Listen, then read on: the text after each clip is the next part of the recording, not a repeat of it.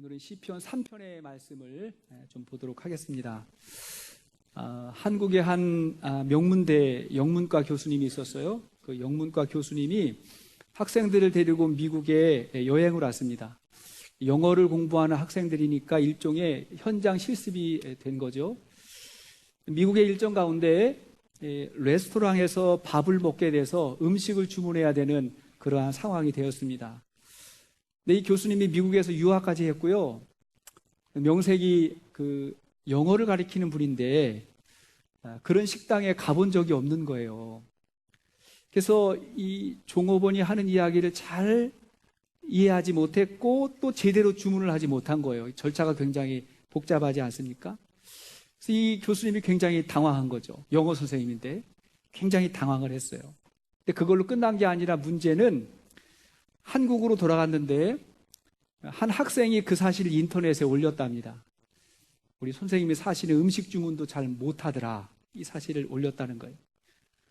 그걸 너무나 부끄럽게 여긴 이 교수님이 자살을 선택했답니다. 너무 부끄러웠던 거죠. 이렇게 사람들에게 비난과 모욕을 당한다는 건 정말 감당하기 어려운 것입니다.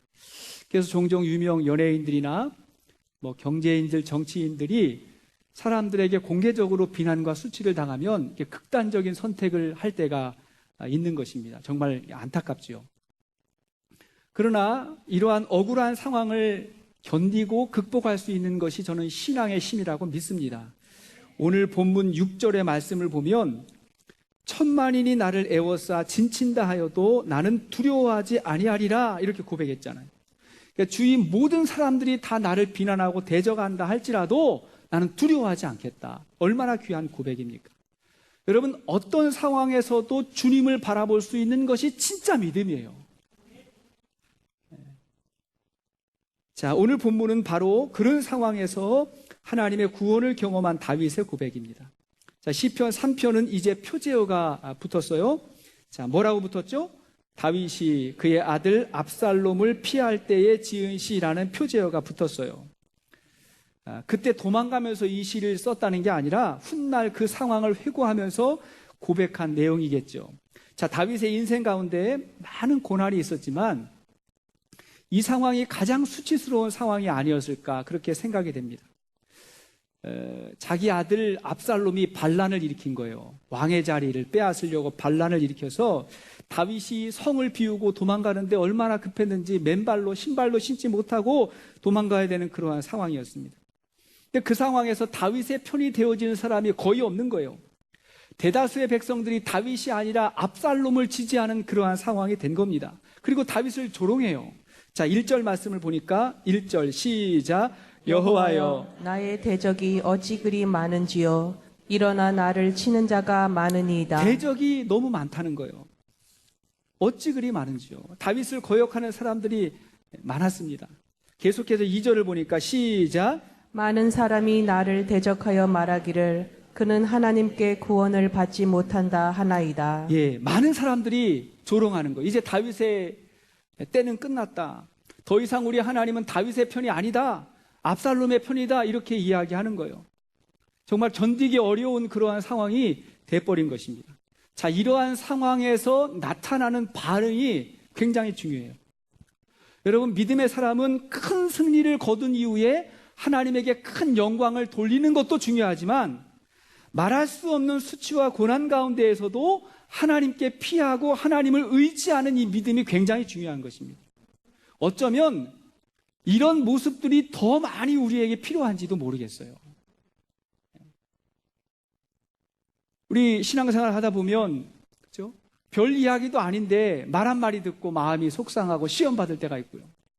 여러분, 일부러 나를 넘어뜨리려고 마귀가 공격을 해도 우리가 주님 바라봐야 될 텐데 아무것도 아닌 사실 하나에 이 상황 하나에 우리가 마음에 낙심이 될 때가 있잖아요. 그러면 안 된다는 거예요. 자, 그럴 때 우리는 어떻게 해야 될까요? 자, 첫째는 하나님께 부르짖는 것입니다. 주님을 부르짖는 거예요. 자, 4절 말씀을 보니까 시작. 내가 나의 목소리로 여호와께 부르짖으니 그의 성산에서 응답하시는도다. 예, 나의 목소리로 여호와께 뭘 했다고요? 부르짖었대요. 하나님께 부르짖었다는 것입니다. 여러분, 시편을 보면 여러 사람이 여러 상황 가운데에서 기록한 다양한 양식의 시가 있습니다. 시편을 내용을 보면서 좀 분류하는데 감사시가 있고 찬양시가 있고 지혜시도 있고 제왕시, 예언시, 이런 분류가, 물론 뭐 사람들마다 분류가 좀 다를 수 있지만 시마다 이렇게 분류가 되는데 가장 많은 게 뭐냐면 탄원시라고도 불리는 탄식시예요. 마음의 탄식을 가지고 하나님 앞에 탄원하는 거예요. 시편 3편은 탄식시에 들어가요. 시편 전체에서 탄식시가 3분의 1 정도가 됩니다. 굉장히 많아요. 대부분의 시편이 그래요. 여러분, 이미 말씀드린 바와 같이 시편은 구원받은 자, 하나님과 깊은 교제 안에 있는 사람들의 고백이잖아요. 그런데 시편에 탄식이 많다고 하는 것이 뭘 말할까요? 이 탄식은 믿음 없는 사람의 모습이 아니라 하나님과 깊은 관계 속에서 나타나는 사람들의 모습이라는 거예요. 물론 믿음의 사람이 사람 앞에선 탄식하지 않습니다. 사람 붙들고 탄원하지 않습니다. 사람 앞에선 당당해요. 탄식은 하나님 앞에서 하는 것입니다. 아니, 하나님 앞에서의 탄식이 있기 때문에 사람 앞에선 당당한 거예요. 여러분, 하나님 앞에 무릎 꿇는 사람은 사람 앞에 무릎 꿇지 않습니다. 반면에 사람 앞에 연약하고 사람 앞에 두려워하는 것은 하나님 앞에 탄식하지 않기 때문에, 하나님 앞에 탄원하지 않기 때문에 그런 거예요. 혹시 여러분들이 하나님 앞에서의 탄식이 없으면 그건 가식인 거예요. 어떻게 마음에 탄식과 아픔이 없을 수가 있겠습니까? 모든 사람에게 말이죠. 마음에 탄식이 있어요. 고통이 있어요. 많은 사람들이 속으로는 분노하고 절망하고 염려하지만 하나님께 부르짖으며 탄식하지 않습니다. 이게 문제예요. 기도를 해도요, 체면을 생각해야 돼. 체면을 생각해. 남들을 의식해서 조용히 기도해야 된다고 생각해요. 그게 문제예요. 사도행전 2장 21절 말씀 보니까 시작. 누구든지 주의 이름을 부르는 자는 구원을 받으리라 하였느니라. 여기를 보니까 누가 구원을 받죠? 주의 이름을 부르는 자. 그냥 부르는 게 아니에요. 아버지 하고 탄식하면서 깊은 어떤 부르짖음으로 하나님의 이름을 부르는 것입니다. 성도의 특권은 주님의 이름을 부를 수 있다는 거예요. 이게 특권, 아무나 부를 수 있는 게 아니에요. 과거에도 다윗은 큰 위기 가운데 하나님의 이름을 불렀습니다. 골리앗과 싸울 때 다윗이 누구의 이름을 부르면서 나갔죠? 만군의 여호와의 이름을 부르면서 골리앗 앞에 나갔거든요. 그가 광야를 헤맬 때에도 그 광야 속에서도 나의 하나님 하면서 하나님의 이름을 부르면서 그 광야의 모진 시절을 견뎠던 것입니다. 예레미야 33장 3절 말씀 보니까 시작. 너는 내게 부르짖으라. 내가 내게 응답하겠고 내가 알지 못하는 크고 은밀한 일을 내게 보이리라. 하나님 뭐라 했어요? 내게 부르짖으라. 부르짖으라. 그러면 응답하겠고 그랬잖아요. 여러분, 문제 앞에서 우리의 최선이 부르짖는 거예요. 하나님 앞에서 우리의 최고의 겸손이 부르짖는 거예요. 그게 겸손한 모습이에요. 사람들이 왜 부르짖지 않지요? 부르짖을 필요가 없다고 생각하는 교만이 있다거나 아니면 부르짖어도 안 된다는 불신앙 때문에 그런 거예요. 저의 인생 가운데에서도 큰 어려움이 있을 때 주님께서 부르짖게 하셨어요. 그때 부르짖는 기도를 배우게 되었습니다. 고등학교 들어가서요, 굉장히 힘든 시간이 있었어요. 너무 힘드니까 학교 가기도 싫은 거예요. 그때 어떻게 했냐면 새벽에 와서 새벽 기도 드리고 주님 앞에 기도하고 학교를 갔어요. 지금 생각해도 굉장히 기특해요. 학교 가기 싫다고 딴 데 친구들하고 딴 데 가지 아니하고 그래도 받은 은혜가 있어가지고 그 고등학교 시절에 새벽에 와서 기도하고 하나님 앞에 기도하고 그리고 학교를 갔다니까요. 지금 생각하니까 너무 귀한 은혜의 시간이었어요. 인생의 진로가 어두워서 너무 답답할 때 그때 산기도를 시작했어요. 산에 올라가가지고 주님 부르짖었어요. 마음껏 부르짖었어요. 그때 은혜를 주셨어요. 은혜가 너무 컸어요. 부르짖었다고 당장 어려움이 극복되는 건 아니었어요. 그런데 그 부르짖음의 과정을 통해서 하나님을 새롭게 만난 거예요. 하나님을 깊이 있게 만난 거예요. 그게 축복이었어요. 그리고 하나님을 깊이 있게 만나자 그 문제가 해결되는 거예요. 순서는 그렇게 되었던 거예요. 다윗이 부르짖으면서 깨닫게 된 것이 있습니다. 3절이에요. 시작. 여호와여, 주는 나의 방패시요 나의 영광이시요 나의 머리를 드시는 자신이다. 기도하면서 이렇게 고백한 거예요. 세 가지죠.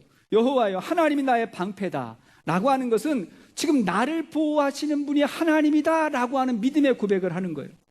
하나님이 나의 영광이다 라고 하는 것은 나는 물질, 인기, 명예, 그게 영광이 아니라 하나님만이 나의 영광을 받으시는 분이다 라고 하는 고백이에요. 하나님이 나의 머리를 드시는 자라고 하는 것은 지금 너무 부끄러워가지고 내가 머리를 숙이고 있지만 내 머리를 들게 하시고 나를 다시 일어서게 하시는 분이 하나님이다 라고 하는 고백인 것입니다. 여러분, 이러한 하나님을 믿는다면 어떻게 우리가 하나님의 이름을 부르지 않을 수가 있겠습니까? 오늘 우리 상황 가운데 우리 성도들에게도 문제가 있고 염려가 있어가지고 그래서 안타까운 분이 있죠. 힘들고 어려운 일이 있구나 그래서 참 안타까운 분이 있는데, 여러분 제가 솔직히 말해서 더 안타까운 건 뭐냐면 그럼에도 불구하고 하나님께 기도하지 아니하고 부르짖지 않는 그 모습이 안타까운 거예요. 우리는 부르짖을 수 있는 특권이 있다는 사실을 여러분 기억하시기를 바랍니다. 자, 이러한 기도를 위해서는 두 번째, 철저한 회개가 필요해요. 회개해야 돼요. 조금 깊게 오늘 본문을 생각해 보면 약간 우리가 생각해야 될, 점검해야 될 부분이 있습니다. 여러분, 지금 이 다윗의 고난의 원인이 누구 때문이죠? 다윗이 고난받고 있어요? 누구 때문에 고난받는 거예요?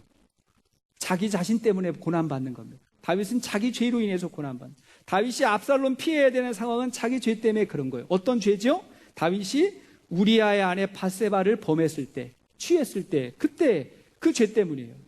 그래서 밧세바가 아이를 갖게 되죠.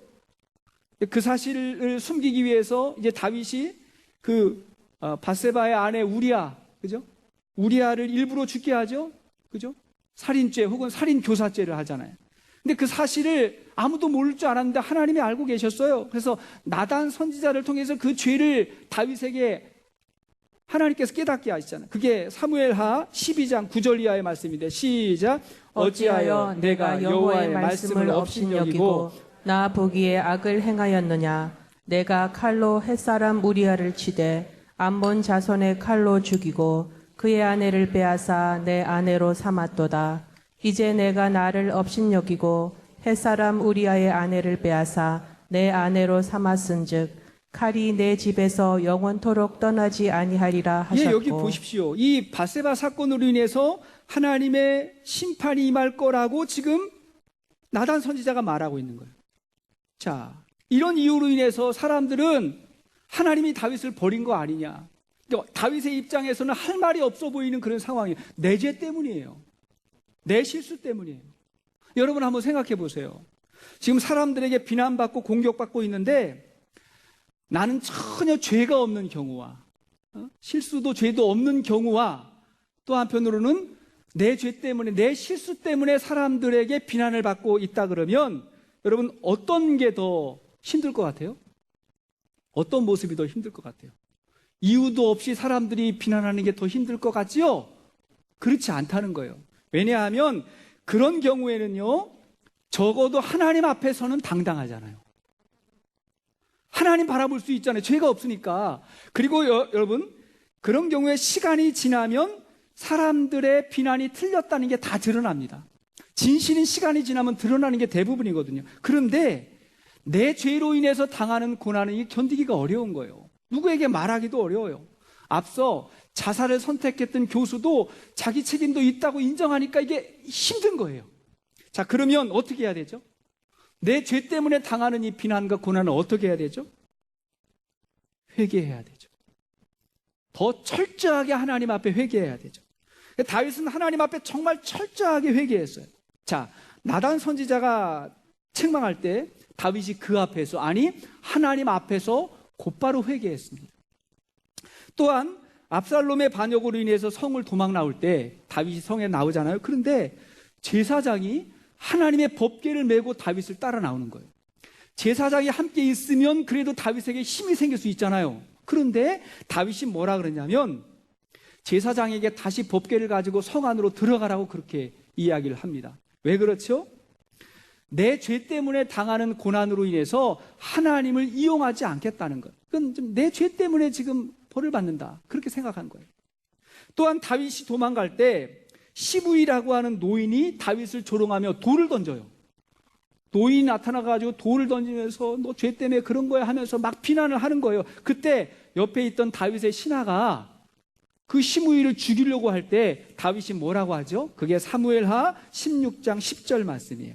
자, 시작. 왕이 이르되 수르야의 아들들아 내가 너희와 무슨 상관이 있느냐? 그가 저주하는 것은 여호와께서 그에게 다윗을 저주하라 하심이니 내가 어찌 그리하였느냐 할 자가 누구겠느냐 하고. 다윗은요 시므이의 저주를 하나님의 저주라고 받아들이는 거예요. 하나님이 지금 나에게 지금 말씀하는 거라고 받아들이는 거예요. 그러니까 자기 죄값을 받아들이는 게 회개라는 거죠. 그게 다윗의 회개였어요. 여러분, 회개가 무엇입니까? 하나님의 징계를 받아들이고 거기서부터 돌아서는 게 회개잖아요. 그래서 회개는 축복인 거예요. 그렇기 때문에 하나님 앞에 부르짖을 수 있는 거죠. 여러분, 내 죄 때문에 지금 이 어려움을 당하는데 그 죄는 다 내버려 두고 거기서 돌이키지 아니하고 어떻게 하나님 앞에 이렇게 기도할 수가 있겠어요? 어떻게 하나님 내 편이 되게 해달라고 그렇게 이기적으로 기도할 수가 있겠습니까? 우리가 하나님께 부르짖을 때 가장 중요한 거는 나의 죄를 철저하게 인정하고 그 방향에서 돌이키면서 부르짖는 거예요. 그러면 하나님이 용서해 주십니다. 사람들은 뭐라고 해도 철저하게 하나님 앞에 회개하고 엎드리면 하나님께서는 다 용서해 주십니다. 집을 나갔던 탕자가 아버지 재산을 다 탕진하고 돌아왔을 때 아버지는 그 아들을 진심으로 받아들이잖아요. 형은 이해 못해요. 그런 동생을, 그런 죄인을 어떻게 받아들일 수 있느냐고 형은 이야기하지만 아버지의 마음은 그게 아니에요. 그게 하늘 아버지의 마음이라는 거예요. 삭개오가 욕심을 가지고 민족과 사람 앞에 큰 죄를 지었지만 그가 자기 죄를 인정하고 예수님의 발 앞에 엎드렸을 때 예수님은 그에게도 구원을 선포하셨습니다. 여러분, 우리가 하나님께 부르짖기 위해서는 나의 철저한 죄를 하나님 앞에 회개하고 하나님 없이는 구원도 없음을 인정하며 주님 앞에 부르짖을 수 있기를 주의 이름으로 축복합니다. 자, 그렇게 부르짖는 기도는요, 세 번째, 우리에게 평강과 믿음을 가져옵니다. 우리에게 평강과 믿음을 가져와요. 5절 말씀 보니까 5절 시작. 내가 누워 자고 깨었으니 여호와께서 나를 붙드심이로다. 자, 그 상황에서 다윗이 뭐 했대요? 누워서 자고 있었대요. 하나님이 붙들어서 누워서 자고 있었대요. 여러분, 이 상황에서 잠이 올까요? 지금 막 성에서 쫓겨나가지고 맨발로 도망갔는데 여러분, 이 상황에 잠이 올까요? 저 안 올 것 같거든요. 근데 다윗은 뭐 했대요? 누워서 잠을 잤대요. 하나님이 붙들어 주셔서. 여러분, 우리 가운데 혹 잠 못 이루는 밤을 보내시는 분이 있다면 하나님 앞에 깊이 있게 부르짖는 기도로 말미암아 사랑하는 자에게 주시는 단잠의 축복을 누릴 수 있기를 바랍니다. 그죠? 이거 부르짖는 기도로 하나님을 만난 사람들에게는 마음의 평안이 있다는 거예요. 하나님이 마음을 만져주신다는 거예요. 사도행전 12장을 보아도 야고보가 순교를 당합니다. 헤롯 왕에게. 순교를 당하고 베드로도 잡혀가지고 감옥에 있는 거예요. 그리고 날이 밝으면 베드로도 곧 죽을 거예요. 그렇게 헤롯이 생각하고 있어요. 여러분, 그 긴박한 순간에 베드로가 감옥 안에서 그 전날 밤 뭐 하죠? 잡니다. 오늘 밤이 지나면 내일 죽을 수 있는데 잠을 자는 거예요. 천사가 베드로를 구하러 왔거든요. 근데 너무 깊이 자가지고 흔들어 깨워요. 일어나라고. 지금 잠이 오냐고. 근데 베드로는 뭐 하고 있었어요? 잠이 오고 있었어요. 마음이 편안한 거죠, 여러분. 이런 평안이 어떻게 있었을까요? 성령 받은 베드로는 하나님께 부르짖는 기도의 축복을 누리고 있던 거예요. 감옥 안에서도 마음이 편안해요. 이런 평안이 있을지어다. 너무 마음이 편안했던 거예요. 빌립보 4장 6절에도 하나님 말씀하셨어요. 시작. 아무것도 염려하지 말고 다만 모든 일에 기도와 간구로 너희 구할 것을 감사함으로 하나님께 아뢰라.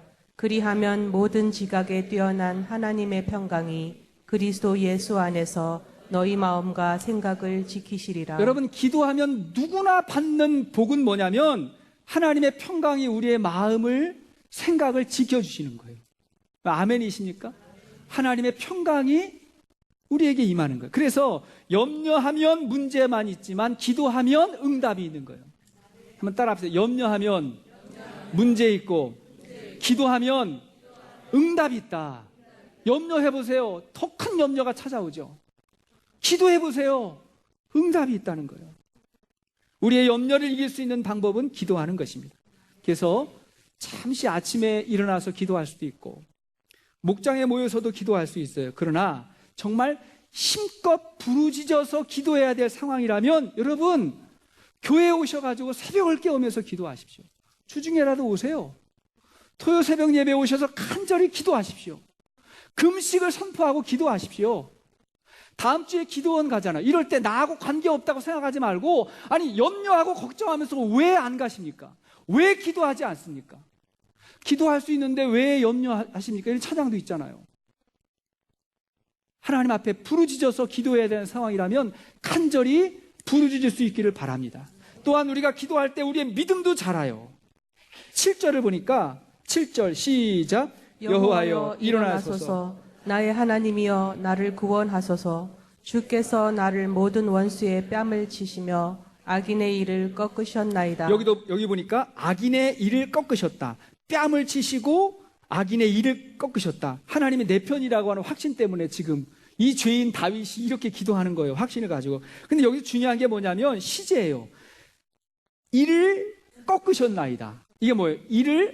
나를 지금 비난하는 사람의 일을 꺾을 것이다가 아니라 어떻게 했다고요? 이미 꺾었대요. 기도하면서 이미 이겼다는 거예요. 이미 이겼다는 거예요. 이미 그렇게 됐다는 거예요. 여러분, 우리도 이런 표현할 때가 있거든요. 너무 화가 나가지고 뛰어나가면서 너 죽었어? 너 죽을 거야가 아니에요. 너 죽었어? 이게 뭐예요? 확실이죠. 이미 그렇게 됐다는 거예요. 확실. 성경에는요 이런 표현이 많이 나와요. 요한복음 16장 33절 말씀 보니까 시작. 이것을 너희에게 이르는 것은 너희로 내 안에서 평안을 누리게 하려 함이라. 세상에서는 너희가 환난을 당하나 담대하라. 내가 세상을 이겼노라. 여기 내가 세상을 이겼다고 주님이 이미 이겼다는 거예요. 이길 것이다가 아니라 이겼다. 예수님은 십자가 지시기 이전에 이미 난 승리했다 이렇게 선포하는 것입니다. 여러분, 기도하는 자에게 이미 응답이 시작된 거예요. 이미 응답이 시작된 거예요. 하나님이 아브라함에게 아들을 약속하는 그 순간 이미 하나님의 계획은 시작된 거예요. 그게 25년 후에 실현됐을 뿐이에요. 이스라엘이 애굽에서 하나님을 간절히 부르짖을 때 그 소리를 들으신 하나님의 구원은 이미 시작된 거예요. 시작됐어요. 우리는 시간과 공간 안에 갇혀있기 때문에 기도 응답의 방법과 그 시기를 우리는 알지 못하지만, 그러나 하나님이 우리의 기도를 들으셨다면 하나님의 응답은 이미 시작된 것입니다. 중요한 게 뭐예요? 하나님께 부르짖으며 기도하는 거예요. 믿음을 가지고 기도하는 거예요. 다니엘 9장 23절 말씀 보니까 시작. 곧 내가 기도를 시작할 즈음에 명령이 내렸으므로 이제 내게 알리러 왔느니라. 지금 가브리엘 천사가 다니엘에게 와가지고 말하는 거예요. 내가 기도를 시작할 즈음에, 내가 기도 시작할 때 뭐가 왔다고요? 명령이 내렸대요. 하나님이 나에게 명령을 줬는데 이제 내게 알리러 왔다. 간극이 있어요, 없어요? 있다는 거예요. 다니엘이 기도할 때 하나님이 이미 명령하셨는데 시간이 지나고 오니까 지금 가브리엘 천사가 다니엘에게 와가지고 지금 응답하고 있는 거예요. 그러니까 우리가 기도가 시작되었을 때 하나님의 계획도 뜻도 시작됐다는 것을 믿으시기를 바랍니다. 아직 실현이 안 됐을 뿐이에요. 아직 다가오지 않았을 뿐이에요. 근데 하나님은 이미 일하시기 시작했어요. 다윗은 큰 고난과 수치 가운데 하나님을 부르짖으며 기도했어요. 7절을 보니까 여호와여 일어나소서, 나의 하나님이여 나를 구원하소서 라고 하는 말을 보니까 혹시 하나님이 지금 주무시는 것 아닌가 하는 생각이 들었던 것 같아요. 그러니까 일어나라 그러잖아요. 우리가 기도할 때 하나님이 침묵하시는 것 같은 때 있죠. 대부분의 우리의 기도가 사실 그렇지 않아요? 기도했는데 하나님께서 침묵하시는 것 같아요. 응답이 없는 것 같아요. 중요한 게 있어요, 여러분. 기도는 내 느낌으로 하는 게 아니라 하나님의 약속을 붙잡고 하는 거예요. 그게 기도예요. 내가 느끼지 못해도 우리 하나님 들으십니다. 하나님이 말씀하셔도 내가 듣지 못할 때가 많아요. 우리 삶 가운데 그럴 때 많거든요. 우리 아내가 저보다 귀가 밝아요. 귀가 밝아가지고 어제 새벽 예배 때 이렇게 운전을 하고 교회로 오는데 우리 아내가 바퀴에서 소리가 난다는 거예요. 나는 안 나는데 소리가 난대요. 안 난다고 그랬더니 난대요. 그래가지고 이제 차를 세우고 바퀴를 점검해 봤더니 이만한 못이 박혔더라고요. 그 못이 이렇게 돌아가면서 소리가 났던 거예요. 소리가 나는데 안 들렸던 거죠. 여러분, 하나님께서 우리에게 말씀하셨는데 못 듣는 경우도 있겠죠. 못 들어도 괜찮아요. 그러니까 기도해야죠. 기도해야죠. 기도는 들려야만 하는 게 아니라 믿음으로 하는 거예요.